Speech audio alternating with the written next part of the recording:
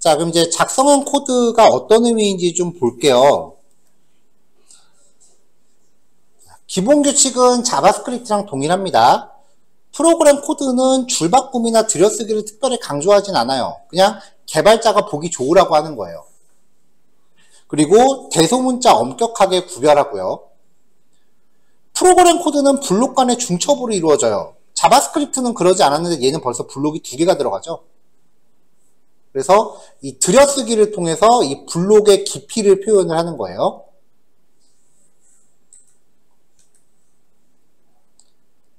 자, 예하거. 프로그램 코드에서 특별한 기능을 갖는 키워드였어요. 우리 자바스크립트 할 때도 뭐 if라든지 스위치라든지 아니면은 트라이라든지 뭐 이런 예하거들이 있었죠.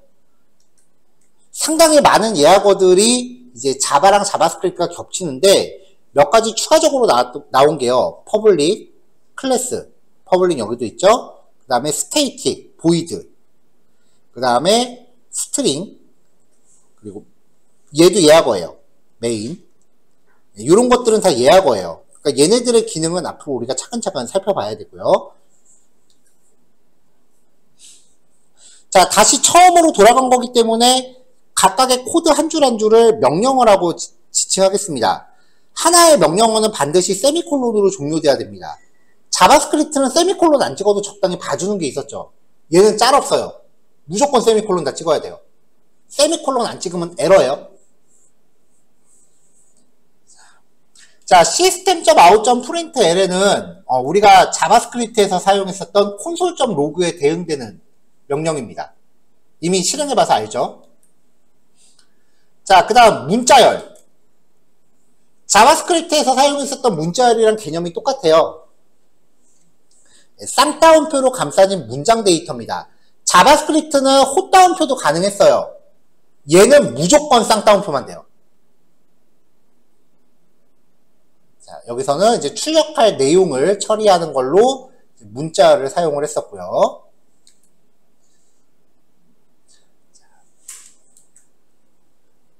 자, 그 다음 클래스.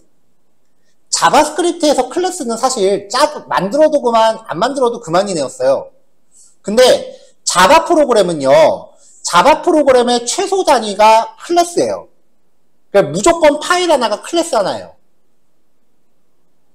그리고 모든 소스 코드의 최상위 블록은 무조건 클래스여야 해요. 자, 그래서 하나의 소스 파일은 반드시 하나 이상의 클래스로 구성돼야 되고요. 앞에 붙어있는 이 퍼블릭이라는 예하거는 상황에 따라 적용 여부를 결정해야 되지만 그 상황이 어떤 상황인지 아직 안 배웠어요. 퍼블릭이 적용된 클래스는 소스 파일 안에서 반드시 하나밖에 존재하지 못합니다. 그리고 퍼블릭이 적용된 클래스의 이름은 소스 파일의 이름과 반드시 동일해야 됩니다. 그러니까 자바스크립트보다 지켜야 될 규칙이 좀 더 엄격해요. 클래스 이름은 개발자가 자유롭게 정의할 수 있어요. 자, 그래서 이제 퍼블릭은 상황에 따라 들어가야 되고 클래스 이름 한 다음에 블록이 들어가는 거죠. 자바스크립트는 이 클래스 밖에 소스 코드가 있을 수 있었잖아요. 자바는 클래스 밖에 소스 코드가 있을 수가 없어요. 자, 당분간은 클래스 앞에 퍼블릭을 무조건 붙이는 걸로 하는 거고요. 그 다음 메서드. 이 메서드는 여러분들이 알고 있는 그 메서드랑 같아요. 클래스 안에서 기능을 구현하기 위한 블록 단위. 하나의 클래스 안에는 여러 개의 메서드가 존재할 수 있어요. 이런 식으로 메서드가 여러 개 존재할 수 있고요. 메서드 이름도 개발자가 정의할 수 있습니다. 다른 프로그래밍 언어에선 메서드를 함수라고 부르기도 해요. 자, 메서드 이름 앞에 명시되는 예하거들도 상황에 따라 다른데 당분간 퍼블릭 스테이틱 보이드를 정규화해서 적을 거예요. 그리고 메서드 이름. 그죠? 얘는 파라미터겠죠? 자, 그 다음에 이제 메인이라고 불리우는 아주 특별한 메서드가 있어요. 중요해요. 컴파일 언어들의 특징은요. 자바스크립트 같은 경우는 코드가 실행되면 그냥 처음부터 순서대로 읽어드리죠. 근데 컴파일 파일 언어들의 특징은요, 순서가 상관이 없어요. 반드시 프로그램의 시작점이 존재해요. 메인이라는 이름의 메서드는 프로그램의 시작점이 되는 사전에 미리 약속된 메서드예요. 그래서 프로그램이 실행될 때 무조건 메인 메서드 블록이 실행이 돼요. 이 메인 메서드의 위치가 위에 있건 아래에 있건 간에 무조건 메인이 실행돼요. 메인 메서드는 이름 오른쪽의 소괄호에, 즉 파라미터에 스트링 대문자 args라는 구문을 명시하도록 약속되어 있어요. 그러니까 public static void main의 스트링 args, 요게 프로그램의 시작점을 의미하는 자바에서 약속된 메서드예요. 그러니까 자바 코드의 최소 단위는 앞으로 우리가 실습하려면 이거를 무조건 만들고 들어가야 된다는 거죠. 이 안에서 실습을 하는 거야, 이제는 무조건. 그러니까 자바스크립트랑은 좀 달라요. 자, 여기까지가 이제 1단원 내용입니다.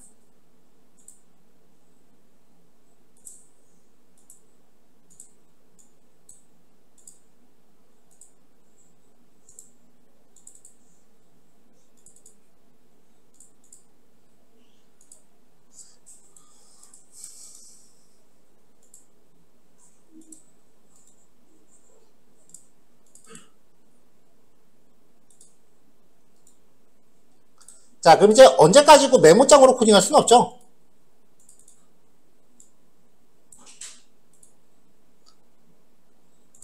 자, 2단원 파일 보내드렸고요. 자, 그럼 이제 비주얼 스튜디오 코드를 사용을 해보자고요. 자바를 코딩하는 데 필요한 그 익스텐션이에요. 일단은 폴더 열려있는 건 닫아 놓으세요. 파일 메뉴 밑에 보면은 그 폴더 닫기라는 메뉴가 밑에 쪽에 있을 거예요. 열려있는 폴더는 닫아 놓으시고요.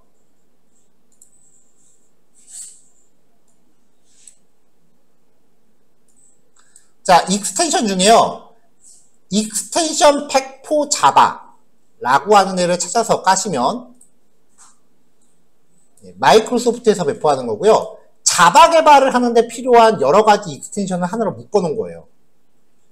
그러니까 대부분의 경우는 요거 하나 깔면 다 해결이 돼요. 익스텐션 팩 포 자바, 얘를 찾아서 까시고요.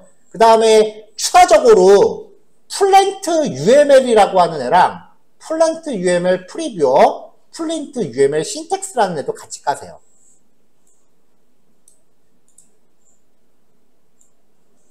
예, 우리가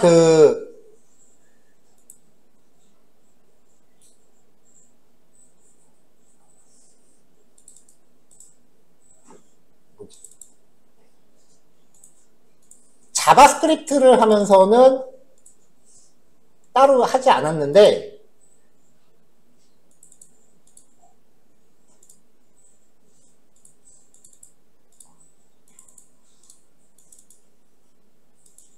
이제 자바부터는 클래스의 구조에 대해서 이야기를 좀 할 거기 때문에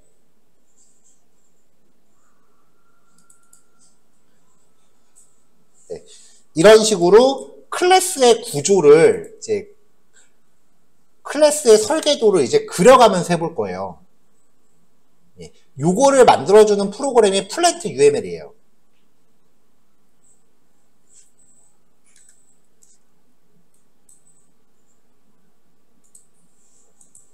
그래서 익스텐션 까시면 되고요.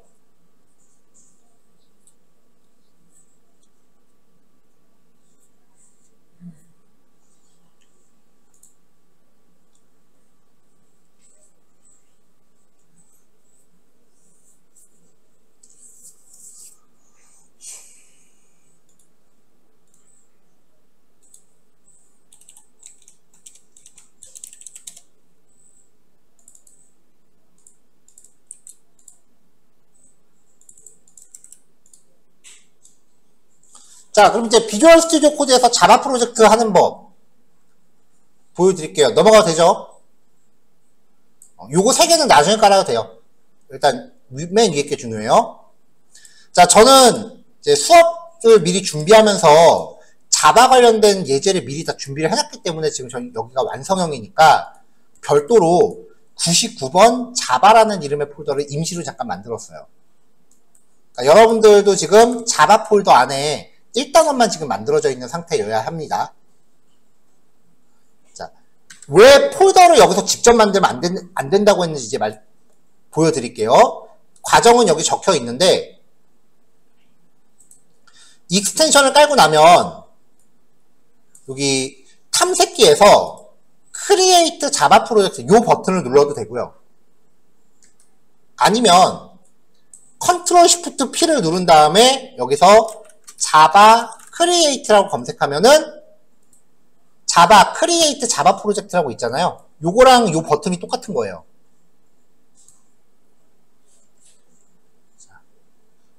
컨트롤 쉬프트 P 눌러서 자바 크리에이트라고 검색하면 메뉴가 떠요. 얘를 선택하거나 아니면은 탐색기에서 왼쪽 밑에 크리에이트 자바 프로젝트.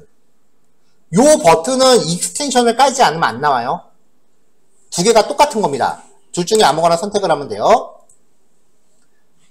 자, 그러면 다음 단계에서 맨 위에 있는 No Build Tools를 선택하세요. 지금 우리는 다른 거 선택할 단계가 아니에요. No Build Tools 선택하시고요. 그럼 찾아보기 버튼이 나와요.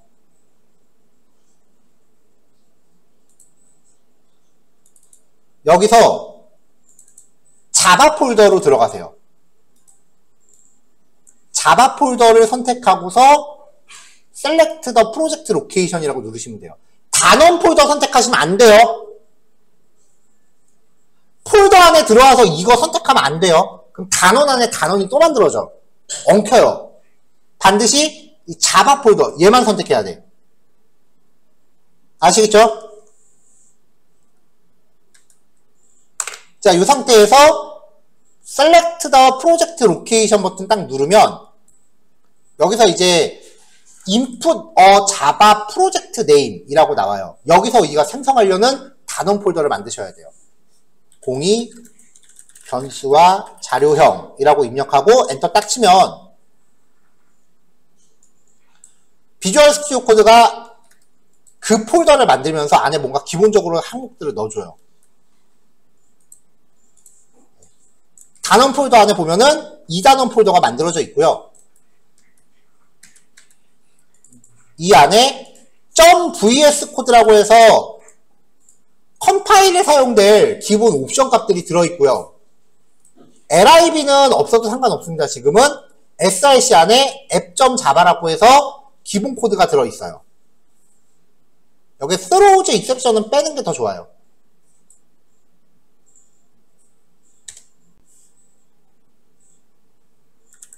이렇게 기본 코드가 이제 생성이 되는 거죠.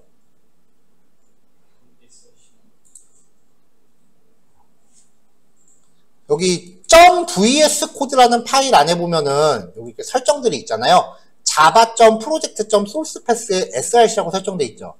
요 설정값 때문에 소스를 무조건 src에 넣어야 되는 거예요.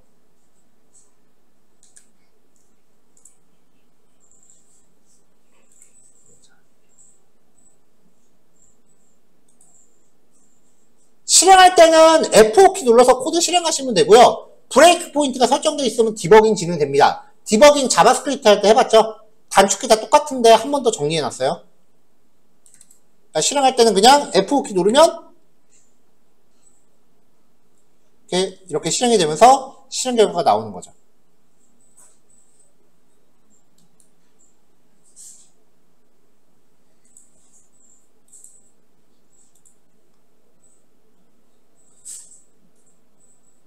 자, 여기까지 프로젝트 생성하고 한번 기본 코드 만들어지는 거 확인한 다음에 실행해 보세요.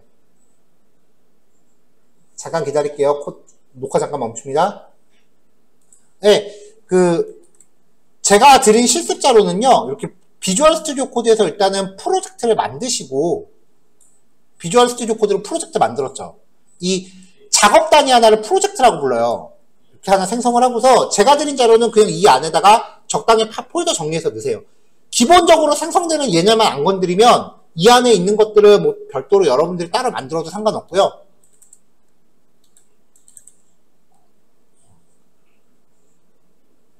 src 폴더만 안 건드리면은 나머지는 사실 없애도 돼요. 그럼 이제 필요하면 나중에 지가 다시 만들어요.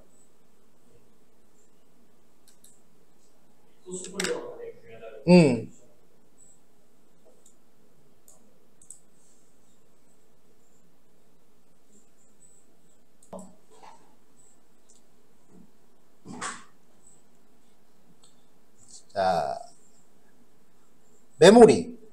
우리 자바스크립트 하면서 했었던 얘기 다시 하는 거예요.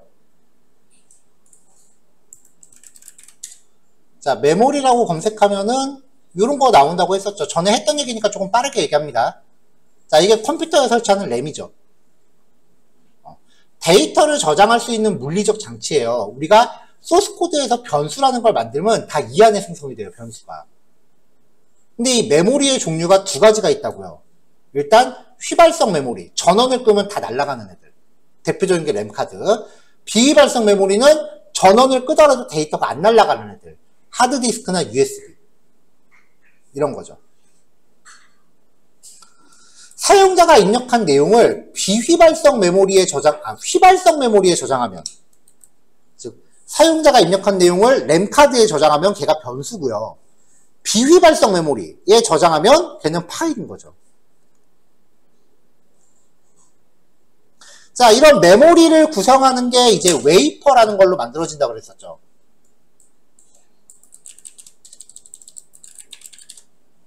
요거요. 이 원판에 전류가 흐르거나 안 흐르거나를 이제 처리해서 여기에 이제 0이나 1을 기록하는 게 메모리의 원리라고 그랬어요. 지금 여기만 봐도 되게 자잘자잘하게 쪼개져 있잖아요.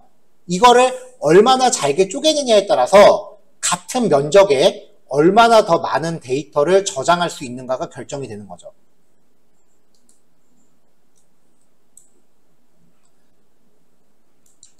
자, 저 원판에 쪼개진 한 칸은 0 아니면 1로만 구성이 된다고 했습니다. 반도체니까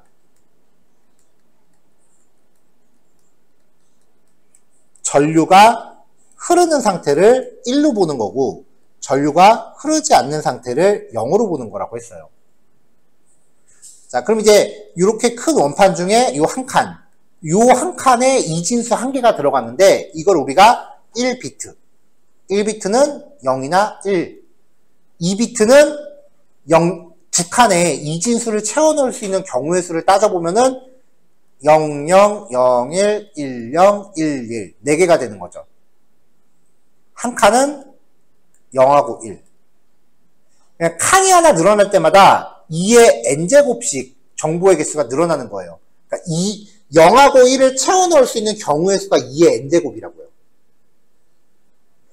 그래서 용량의 단위가 커지는 게 이렇게 2의 배수만큼 커진다는 거죠. 여기에 이제 숫자만 표현하는 게 아니라 글자를 표현하려고 이제 머리를 써봤는데 알파벳에 일련 번호를 부여한다 그랬죠? 이 일련 번호가 아스키 코드라고 했고요. 알파벳 소문자 A는 아스키 코드 97이고요. 이거를 이진수로 변환하면 이게 돼요. 그러니까 우리가 컴퓨터에서 A라고 입력하면은 실제로 컴퓨터는 램카드에 이렇게 잘게 쪼개진 칸에다가 어딘가 01100001이라고 기록을 하는 거예요. 이게 변수의 원리야. 자, 이렇게 우리가 쓰는 글자를 이진수로 부호화한 거잖아요. 그걸 인코딩이라고 해요. 글자를 부호화하기 위한 규격. 가장 대표적인 게 모스보호죠. 안씨, 이진수를 사용해서 알파벳을 부호하기 위한 미국 표준 규격이고요. 7비트로 알파벳 한 글자를 표현합니다. 미국 전용이고요. 확장 안씨. 안씨에 다른 언어를 표현하기 위한 1비트를 추가해서 8비트로 한 글자를 표현해요. 대부분의 컴퓨터 책은 요 1비트를 부호를 표현하는 거다라고 명시를 합니다. 영어 플러스 1개 국어 표현이 가능하니까 언어별로 종류가 나눠져요. EUCKR, EUCJ, PUECH.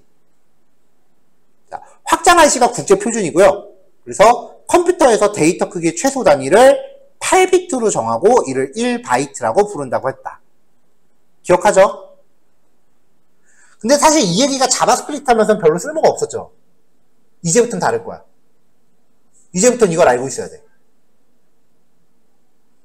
안 그러면 변수가 뭔지 설명을 못해요. 자바스크립트에서 우리가 설명했던 변수는 사실 변수가 아니에요. 객체예요. 진짜 변수는 여기서 나오는 게 변수예요.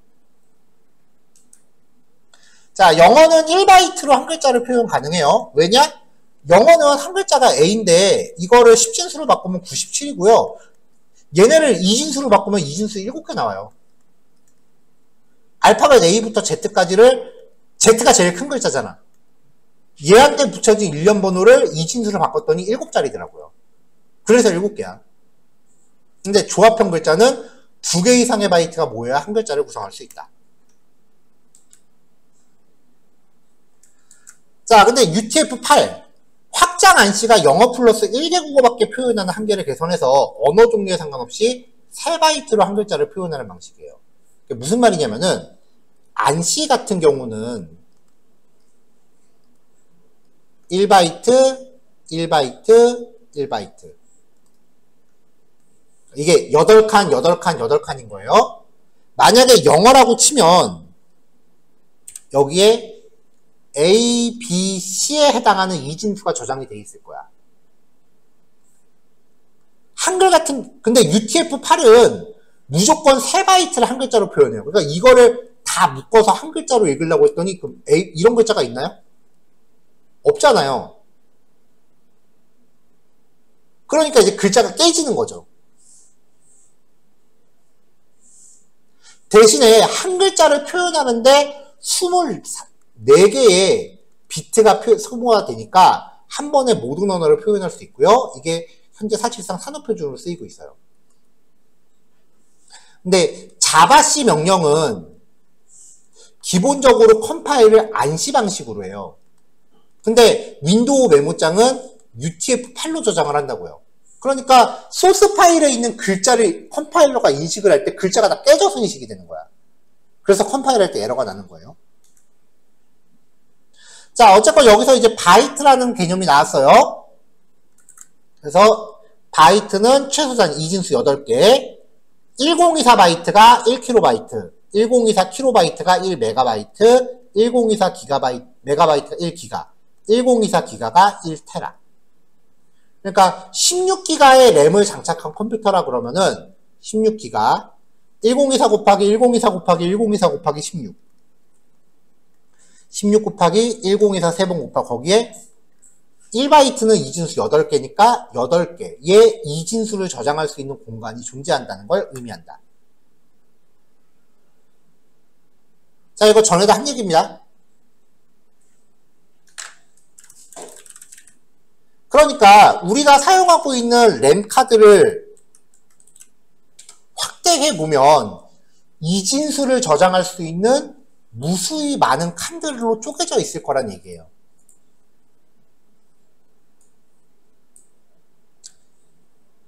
자, 그럼 변수. 메모리에 저장된 데이터예요. 쉽게 생각하면 값을 대입하기 위한 메모리 영역인 거죠. 자, 여기부터 이제 자바스크립트랑 조금씩 비교를 해가면서 볼 건데요. 자바스크립트에서는 변수를 만들 때 let num 이라고 선언을 하죠. 그러면 여기 메모리 어디엔가 저 num이라는 데이터를 저장할 수 있는 공간에 점유를 한다고요. 몇 칸을 점유할까?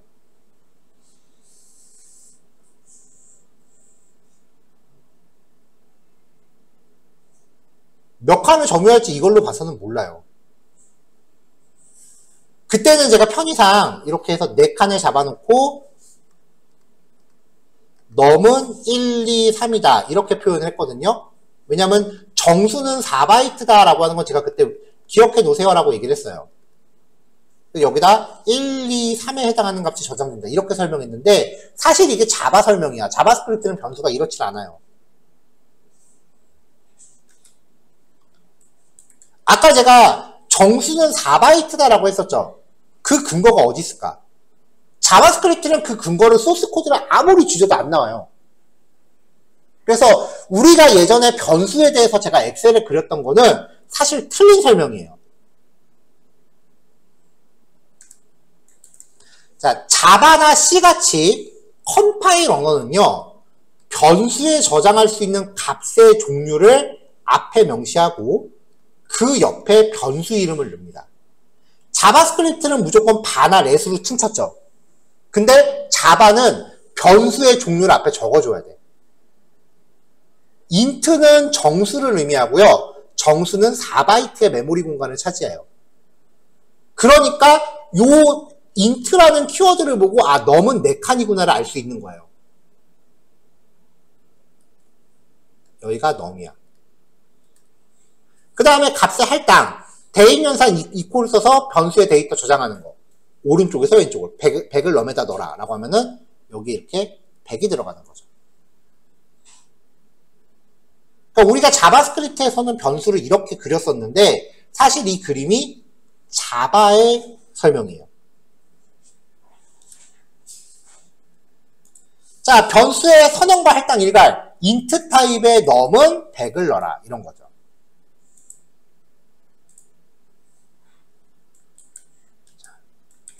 자, 이진수가 011, 011, 1111, 01, 01, 0000, 11 지금 무작위로 하고 있어요.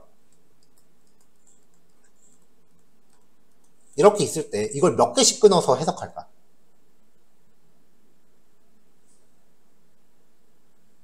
이걸 모른다는 거지. 이거를 2개씩 끊어서 해석을 할지 4개씩 끊어서 해석을 할지 6개씩 끊어서 해석할지 규칙이 없다는 거죠. 이거를 따지기 위한 규칙이 데이터 타입이에요.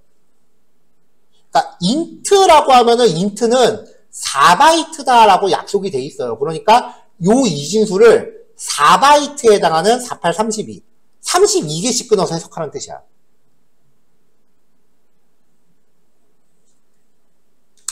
그래서 자바에서는 값을 저장하기 위한 데이터 타입이 8가지 종류가 있습니다. 이거 오늘 다 외우고 가세요. 바이트, 마이너스 128에서 127까지의 범위를 갖는 정수. 쇼트, 바이트보다 큰 범위. int는 쇼트보다 큰 범위. 롱은 int보다 더 큰 범위. 바이트, 쇼트, int, 롱. 얘네가 가장 대표적인 정수 타입이고요. 바이트, 쇼트, int, 롱 순으로 메모리에서 차지하는 크기가 1, 2, 4, 8로 커져요. 그 말인즉슨 얘가 저장할 수 있는 이진수의 개수가 더 많다는 거죠. 바꿔 말하면 표현할 수 있는 값의 범위가 더 크다는 얘기야. 이거 책에서 찾으면 자바 데이터 타입 찾으면은 뭐 아무데나 검색해도 돼요. 자바 데이터 타입이라고 검색하면 아무거나 뒤져봐도 돼. 이렇게 나와요. 표현 가능한 값의 범위. 이래놓고 학생들 골탕 먹이기 좋아하는 교수들은 다음 중 값의 범위와 데이터 타입이 잘못 짝지어진 것은이라고 문제 꼭 나와. 안 해도 돼. 근데 메모리 크기는 외워놔야 돼요.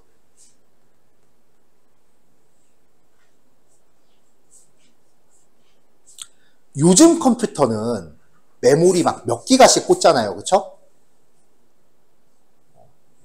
내가 이번에 컴퓨터 사면서 미쳐갖고 집에다가 램을 192기가를 꽂아놨어. 그럼 사실 요 정도 용량은 진짜 발톱에 때만도 안 되는 사이즈야. 그러니까 프로그램 짜면서 사실 메모리 크기 같은 거 별로 신경을 안 쓰잖아요. 요즘 프로그래밍 할 때는 내가 쓰는 변수가 램 카드에서 얼마만큼 공간을 차지하는지 신경을 안 쓴다고요. 근데 아까 얘기했었던 그 사물 인터넷 장비들, 걔네들은 메모리가 되게 희박해요. 실제로 이제 간만에 라떼는 제가 프로그래밍 처음 시작할 때는요, 흑백폰부터 했다 그랬잖아요. 메모리가 270kB였어요. 가용 메모리가 270메가도 아니야. 킬로바이트야.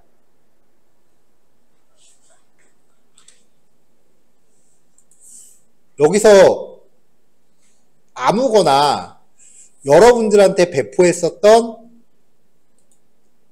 리드미 파일, HTML 때 배포했던 파일 하나를 봐도 1메가잖아요.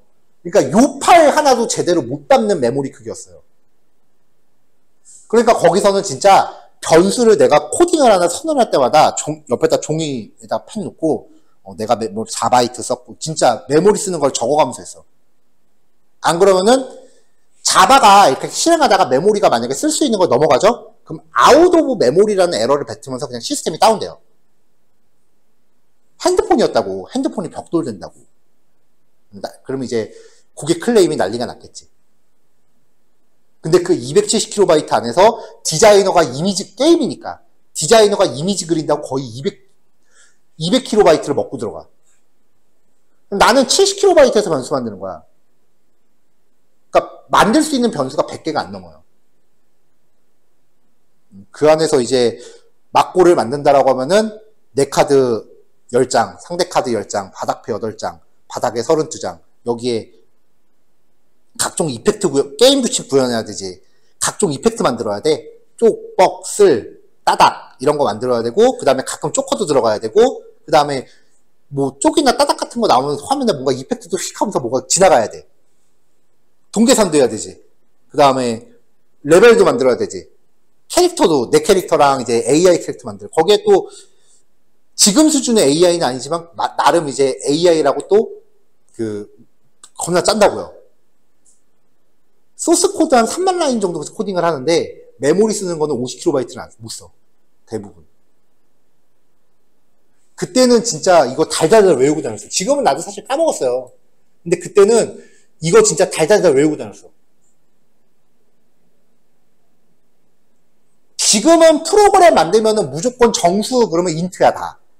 근데 일단은 내가 사용하고자 하는 변수의 값의 범위부터 머릿속에 떠올려야 돼.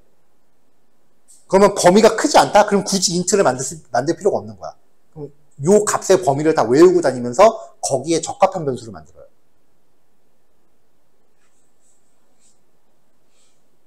갑자기 이렇게 코딩을 했는데 어느 날 자바스크립트라고 틱 나오더니 우리는 데이터 타입 없습니다 라고 해버리는 거야.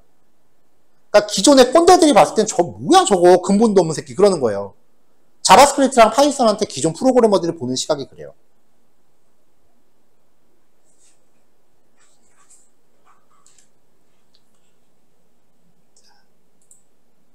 자, 다시 우리 교환 돌아갈게요. 근데 지금은 이 값의 범위를 굳이 기억하실 필요는 없고요. 메모리 크기를 기억을 하세요. 자, 그 다음에 플로트하고 더블 이 두 개는 실수 타입입니다. 실수 타입이고요. 플로트는 4바이트, 더블은 8바이트. 그래서 얘네 같은 경우는 데이터 타입이 이제 메모리를 더 많이 쓸수록 표현할 수 있는 소수점의 자릿수가 많아져요. 그래서 더 정밀하다라고 표현하고요. 그 다음에 불린.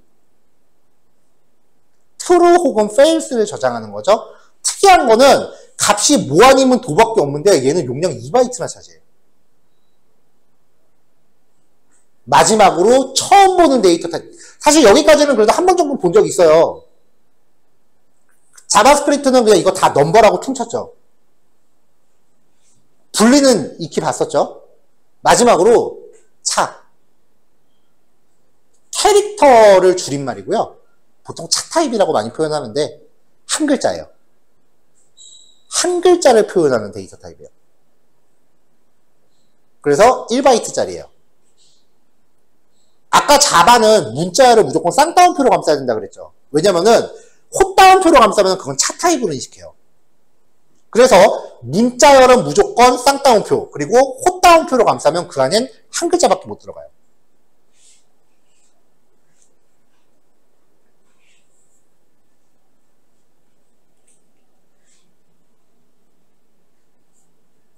자, 그러니까 내가 int 타입의 a라는 변수를 선언하겠다라고 하는 거는 램카드에서 4바이트의 공간을 점유하고 거기에 A라는 이름표를 붙이겠다라는 거예요. 더블 타입의 변수 B를 선언했다라고 하는 거는 램 카드에서 8바이트의 공간을 차지하고 거기에 B라는 이름표를 붙이겠다라는 거예요. 왜냐면은 소수점이 있는 값은 8바이트에 저장할 수 있기 때문에.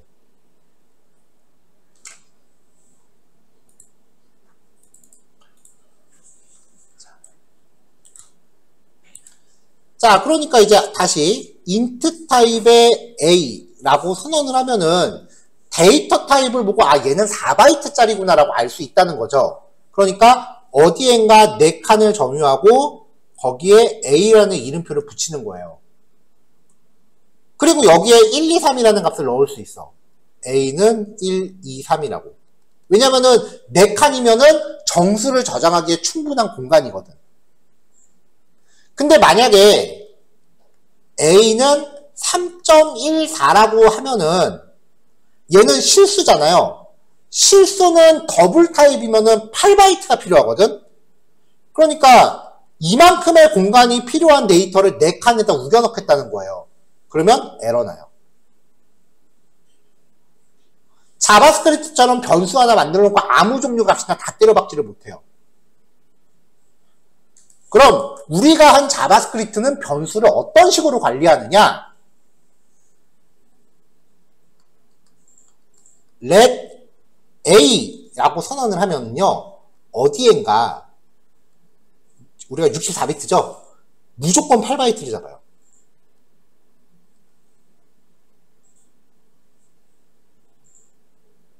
무조건 8바이트를 잡아요. 그 다음에 A는 1, 2, 3이라고 저장을 하면 1, 2, 3이 저장돼, 요거는 정수죠. 이거 딱 보면 정수잖아요. 그럼 1, 2, 3을 저장하기 위한 메모리 4칸은 딴 데다 잡아. 여기다가 1, 2, 3이라고 넣어요. 그 다음에 요 데이터가 S에 15거든요. 첫 번째 칸이 S에 15거든요. 그러면 정작 A라는 곳에는 S에 15라는 값을 넣어요. 그래서 A를 출력해라 라고 하는 거는 S의 15번째 칸 찾아가서 거기 있는 값을 알아서 쓰세요가 돼요. 이게 자바스크립트의 변수, 이게 자바스크립트와 파이썬의 변수예요. 이 개념을 컴파일러너에서는 객체라고 이야기를 하고요. 그리고 전공하신 분들은 객체보다 더 끔찍한 이름으로 배워왔어. 포인터라고요. 그래서 저번에도 한번 얘기했잖아요. 파이썬 책 맨 앞줄에 한 줄이 있는데 되게 무책임한 말이 하나 있다고. 파이썬의 모든 변수는 객체로서 존재한다. 딱 한 줄이 있어요. 그 말이 컴파일러너가 메모리 점유하는 모든 원리 알고 있지? 그럼 그냥 넘어갈게 하는 말이야. 이게 자바스크립트의 변수예요. 그래서 메모리 구조를 제대로 배우려면은 컴파일러너부터 시작을 해야 돼요. 그래서 사실 저는 개인적으로 요즘 프로그램 처음 시작하는 사람들이 파이썬부터 시작하는 거 반대야. 메모리 설명을 할 위치가 없어. 저번에도 말했지만 여기서 말은 이렇게 해놓고 나중에 파이썬 수업하려고 할 때 이 얘기 절대 안 한다.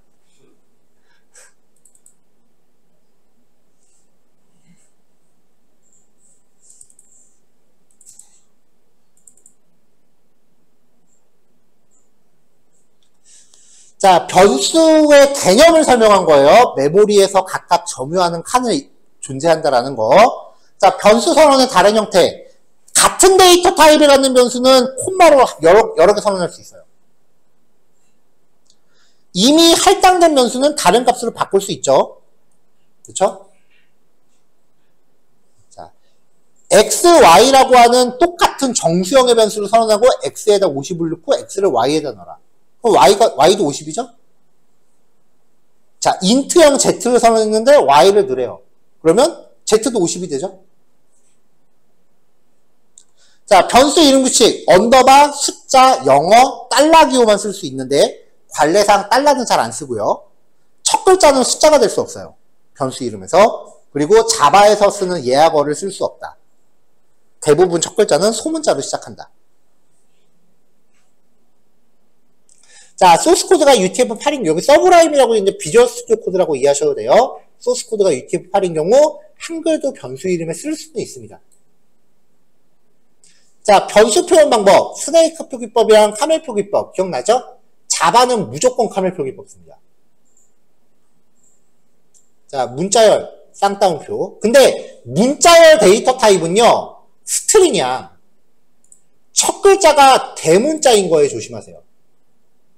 자바스크립트는 스트링 얘기할 때 소문자로 표기해요, 데이터 타입. 근데 자바는 대문자로 시작을 해요. 그리고 아까 우리가 봤었던 기본 데이터 타입의 스트링은 없었죠. 얘를 왜 따로 설명하냐? 아까 그 기본 데이터 타입 이름들은 인트, 바이트, 쇼트, 롱, 플로트, 더블, 그 다음에 불린 차 8개. 자바의 데이터 타입은 8개예요. 여기에 지금 스트링은 포함이 안 되죠. 기본 데이터 타입 이름은 다 소문자로 들어가요. 얘는 대문자로 시작하잖아. 대문자로 시작했다는 게 뭘 의미할까? 제가 클래스라는 거예요. 스트링 타입의 클래스라는 거야. 그러면 문자의 변수는 얘는 뭐다? 객체. 그럼 이 안에 메서드들 들어있겠죠? 스트링 클래스 메서드는 나중에 따로 정리합시다. 자, 변수의 제약 조건. 자바스크립트에서 let으로 선언했을 때 규칙을 그대로 따라갑니다. 선언되지 않은 변수는 못 써요. 자, x는 선언됐으니까 값을 대입할 수 있는데 생뚱맞게 a에다 200을 넣어라. 그럼 이 y라는 애가 램카드에 몇 칸을 점유하고 있는지 안 알려줬잖아. 그러니까 램카드에 지금 칸을 잡아놓지도 않았는데 거기에 넣으래. 에러 나는 거예요. 중복 선언할 수 없다. int 타입의 z. 그러면 z라는 이름으로 램카드에 4칸을 벌써 점유를 해요. 그치? 이미 내가 200이라는 값을 넣기 위해서 거기에 일단 건물을 지어 놓은 거야. 4칸짜리 건물을. 근데 그 건물을 밀어버리고 또 지으래. 에러 납니다. 중복 선언 안 됩니다.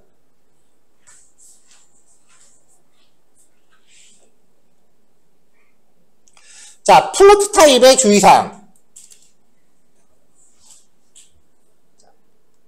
10. 이러면 얘는 데이터 타입이 뭘까요? 그 다음에 3.14. 얘는 데이터 타입이 뭘까요? 자, 인트랑 플로트라고 하신 분들은 시언어 공부한 사람들이고, 자바는요, 그냥 이렇게 정수 때려박으면 무조건 인트예요. 그리고 실수 때려박으면 무조건 더블이에요. 근데 나는 굳이 곧 죽어도 플로트한테 넣고 싶어. 그러면 플로트 타입의 K에다가 3.14를 넣으라 그러면 더블 타입을 플로트에 넣으라는 얘기잖아요. 그래서 그냥 소수점 값을 적을 때는 플로트 타입이면 더블이랑 구별을 위해서 뒤에 알파벳 F로 적어줘야 돼요. 필수예요.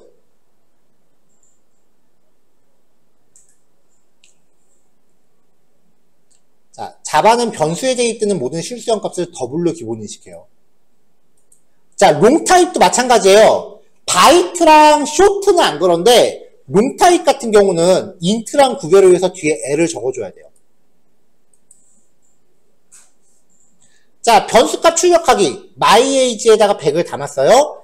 system.out.println이라고 하면서 따옴표 없이 하면은 myage에 저장된 값, 즉 100을 출력하는데 따옴표로 감싸버리면 고지고대로 myage를 출력하는 거죠.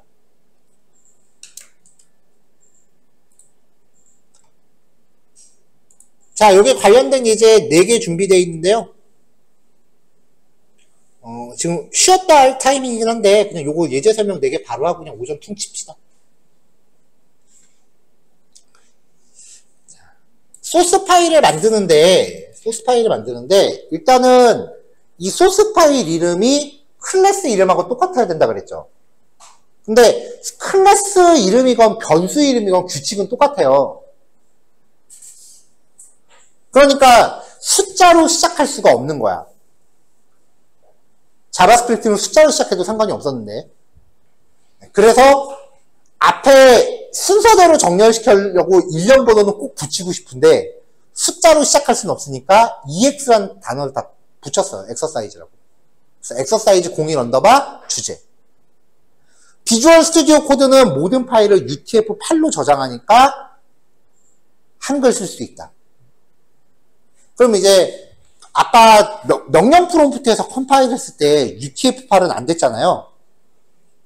여기서 F5키 누르면 얘가 여기 보시면은 컴파일하고 실행하는 명령어로 자동으로 입력을 하거든요. 여기 어딘가 이제 UTF-8 처리하는 옵션이 들어가 있어요. 그래서 아까 명령 프롬프트로 할 때 그냥 메모장에서 안시로 저장하고 실행하세요 라고 얘기한 게 안 그러면 이거 직접 다 쳤어야 됐거든 우리가.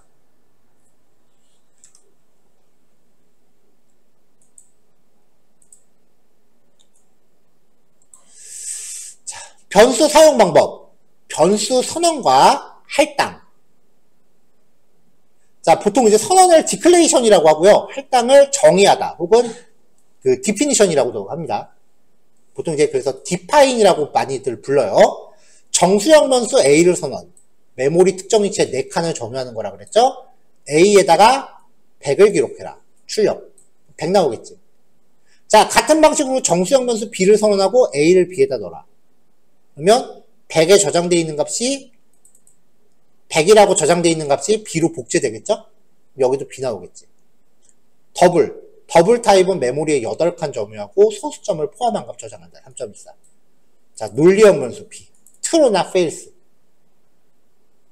불린으로 선언된 건 true나 false밖에 저장 안 돼요. 자, 우리 자바스크립트로 할 때 1하고 호환된다 그랬잖아요. 자바가 언어가 굉장히 꼰대예요. 실행할 때 이렇게 나오면, 자, 빌드가 실패했대. 컴파일 실패했대. 정말 계속 할 거예요? 물어봐요. 그럼 여기서 일단 이거 꺼야지. 에러 났다는데. 여기서 계속 실행해봐야 에러 메시지밖에 안 나와, 이렇게 에러 메시지밖에 안 나와요.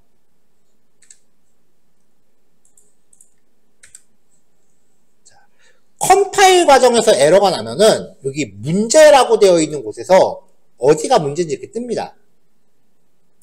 라인 수랑 몇 번째 칸이 나오죠? 요거 더블 클릭하면 거기 찾아가요. 거기 빨간 줄로 나와 있을 거야. 이 컴파일 언어들이 인터프리터 언어보다, 그러니까 자바스크립트나 파이썬보다 자바나 C가 이 비주얼 스튜디오 코드를 통해서 마우스 올렸을 때 뭔가 제시해주거나 에러를 짚어주거나 하는 게 좀 더 디테일해요. 인터프리터 언어는 그게 잘 안 돼요, 사실은.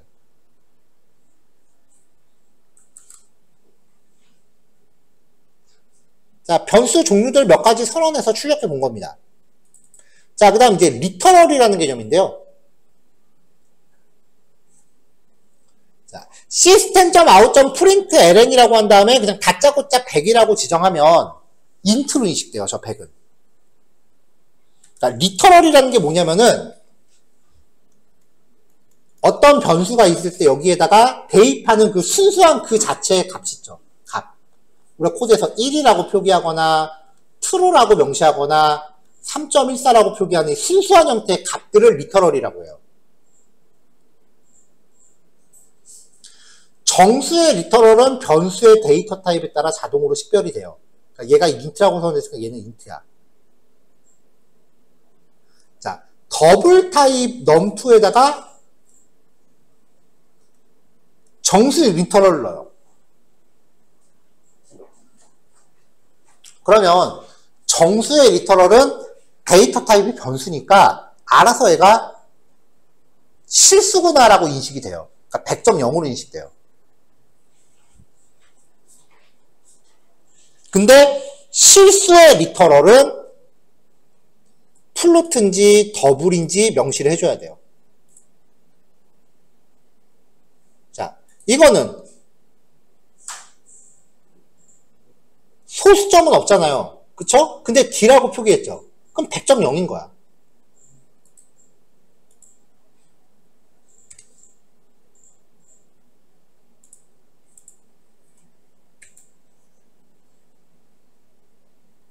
자, 여기 보면은 100.0이라고 나오죠. 자, 리터럴이라고 하는 개념은 순수한 형태의 값을 뜻한다. 그리고 플루트랑 더블을 구별할 때는 뒤에 F 내지는 D를 적어줘야 된다. 안 적으면 무조건 더블로 인식합니다. 상수. 한 번 값을 집어넣으면 더 이상 바꿀 수 없는 값이라고 그랬죠. 자, int 타입의 age, 일반 변수예요. 여기서 출력하면 5라인에서 20 나오겠죠. 그 다음에 7라인에서 21로 바꿨어. 그럼 8라인에서 21 출력되겠죠. 자바의 상수는요, 데이터 타입은 마찬가지로 적어줘야 되고 앞에 파이널을 붙여요. 최종 변수인 거야. 값을 대입하는 게 이게 마지막인 거야. 더 이상 대입 못해. 그래서 여기서 출력하면은 3.14가 나오는데, 여러분들 배포해드린 자료는 여기 주석 처리 안 했어요. 이거 주석 처리 안 해놨어.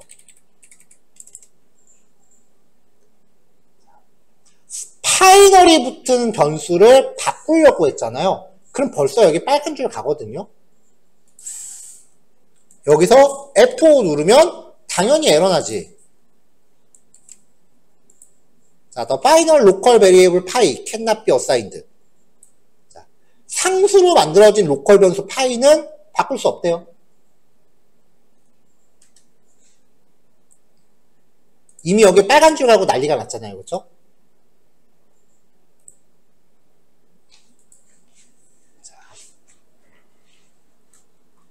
자, 잠시만요. 전에 제가 그 HTML 같은 거 작성할 때 마우스 올렸을 때 뭐 팝업 메시지 같은 거 뜨는 거 귀찮다 그래서 그거 다 끄는 법 알려드렸었죠. 네. CSS 에디터 이걸 주석으로 좀 막을게요. HTML 레스 얘네들은 그냥 놔두고 이거 하나로 될까? 이제는 에러가 났을 때 컴파일러들은 마우스 올렸을 때 제공되는 기능이 좀 더 디테일해요. 그래서 빨간 줄 갔다 마우스 올리면 왜 빨간 줄 갔는지 나올 거예요. 이제는 그 팝업 끄면 이제 후회될 거야. 왜냐면 이게 왜 에러인지 안 보이니까. 빨간 줄 간 데다 마우스 올리면 그게 왜 문제인지 알려줍니다.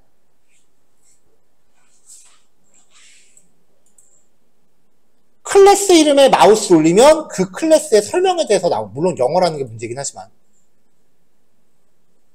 메서드도 나오고요. 메서드 이름에 마우스 올리면은 이게 리턴 타입이고 파라미터도 다 나와요.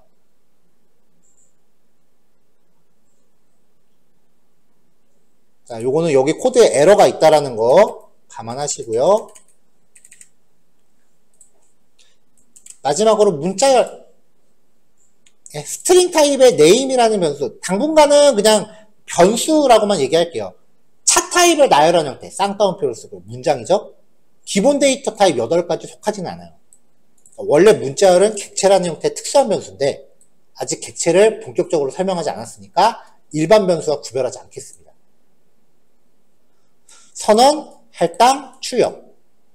빈문자열, 내용이 없는 거, 따옴표 열자마자 닫는 걸 빈문자열이라고 한다 그랬죠? 자, 이거는 내용은 없는데 메모리 공간은 차지하고 있다는 점에서 존재하는 변수예요. 공백 문자열, 띄어쓰기도 없는 글자예요.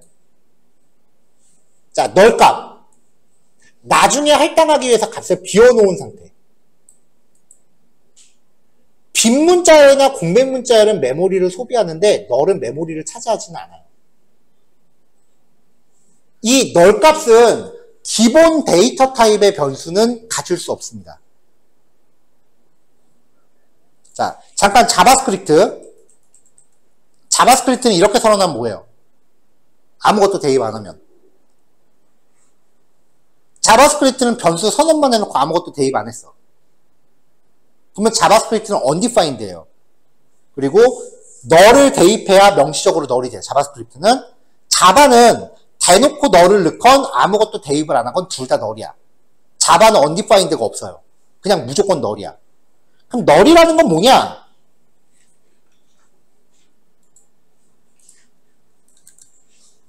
자, 기본 데이터 타입의 변수는 앞에 붙은 데이터 타입을 보고 아, 4칸을 점유하면 되겠구나.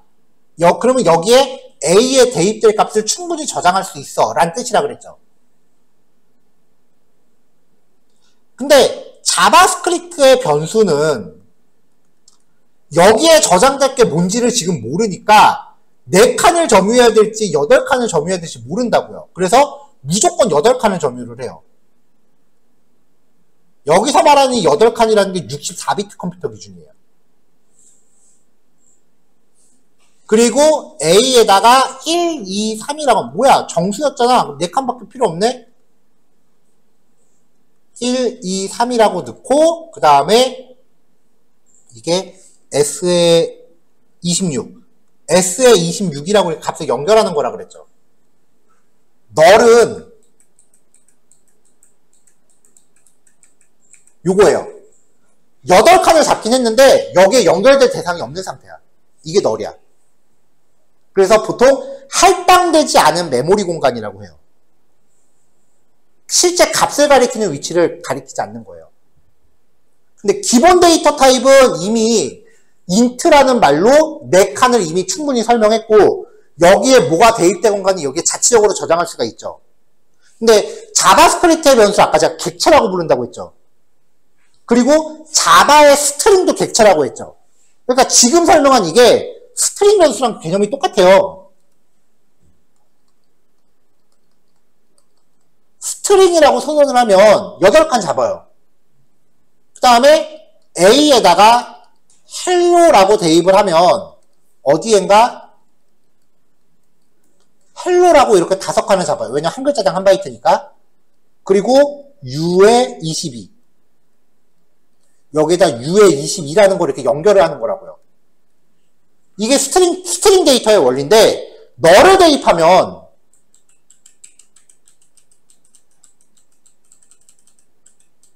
아직 연결 안 된 거야. 이렇게 8칸만 잡아. 이게 널이에요. 자, 우리가 hello를 A에다가 할당한다라고 얘기했죠. 그러면 할당되는 순간 여기 오른쪽에 아까 hello라고 5칸 잡고서 칸 연결했잖아. 근데 널은 그 연결이 안 된 거죠.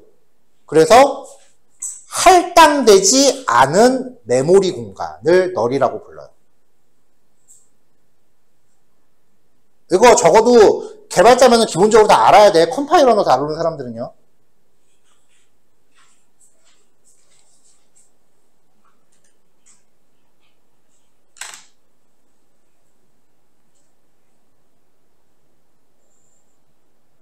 그래서 컴파일 언어와 인터프리터 언어의 차이점에 대해서 설명하세요 라고 하면은 지식을 1차원적으로만 아는 사람들은 컴파일하면 바이너리가 만들어지고 그걸 실행할 수 있다. 인터프리터는 컴파일 없이 그냥 즉시 실행한다.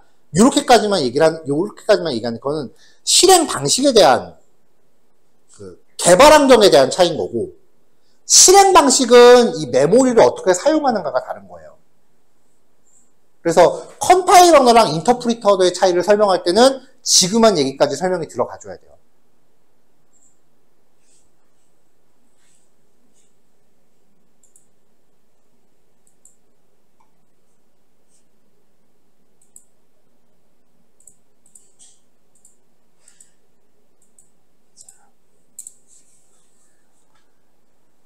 자, 여기까지 해서 이제 우리가 지금 2단원까지 해서 9시 반부터 시작해서 10시, 11시, 3시간 남짓하게 지금 봤는데 이 3시간 남짓한 내용이 아마 전공이었으면 9시간 정도 설명을 했을 거야. 왜냐면 이제 변수와 데이터 타입까지가 보통 이제 2주차, 3주차 때 수업을 하니까.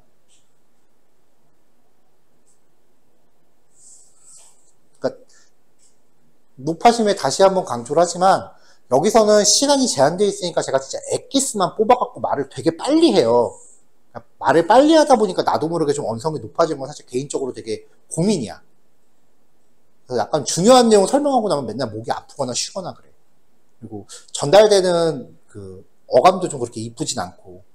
그래서 그거는 뭐 제 고민이긴 한데 일단 일어나서 뭔가 고래고래 소리 지른다라는 거는 아 저게 정말 중요한 거구나라고 생각해 주시면 돼요. 근데 그러면서 걱정되는 게 그 중요한 내용을 압축에 압축을 또 해서 진짜 한두 시간 만에 끝내야 되니까 잠깐 잘못하면 저렇게 자는 사람이 있어. 근데 이거 못 들으면은 대학교 3주 날린 거라고 지금. 근데 만약에 내가 실수로 녹화 안 눌렀다를 시전해봐. 그러니까 일단은 수업 시간에 집중을 좀 해주세요. 지난주 금요일에 제가 깜빡하고 업로드 안 한 거는 오자마자 아까 와서 1교시 끝나고 다 올려놨어요. 일단 녹화는 여기서 끄고